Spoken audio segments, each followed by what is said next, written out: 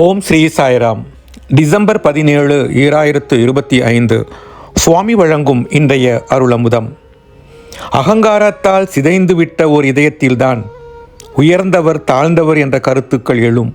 யாராவது அவர்கள் உயர்ந்தவர்கள் என்றும் அவர்களது வழிபாட்டு முறைதான் உயர்ந்தது என்றும் வாதிப்பார்களேயானால் அவர்கள் தங்களது மதத்தின் உட்கருத்தையே தவறவிட்டு விட்டார்கள் என்பதே புலனாகிறது. ஆன்மீக சாதனை அனைத்து சிருஷ்டியிலும் உள்ள ஒற்றுமையை வெளிப்படுத்த வேண்டும்.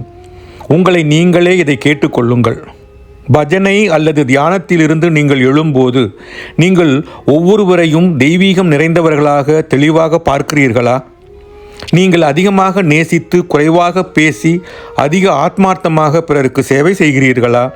இவையே ஆன்மீக சாதனையில் வெற்றியின் அறிகுறிகளாகும். உங்களது முன்னேற்றம் உங்களது குணநலன் மற்றும் நன்னடத்தையால் அங்கீகரிக்கப்பட வேண்டும்.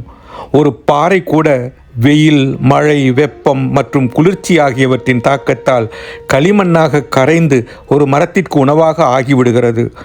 ஆன்மீக சாதனை ஜீவராசிகள் மற்றும் பொருட்களை குறித்த உங்களது மனப்பாங்கை உயர்நிலைக்கு கொண்டு செல்ல வேண்டும். இல்லையெனில் அது ஒரு ஏமாற்று வித்தையே, கால விரயமே. இரும்பான இதயங்களை கூட இலக வைக்க முடியும். அதில் தெய்வீகம் மலரும் என்பதை நினைவில் கொண்டு முயற்சியை ஒருபோதும் கைவிடாதீர்கள். தெய்வீக அருளுரை ஜனவரி 13, 1969. இறைவன் அனைத்து ஜீவராசிகளிலும் உரைகிறான் என்பதை நம்புங்கள்.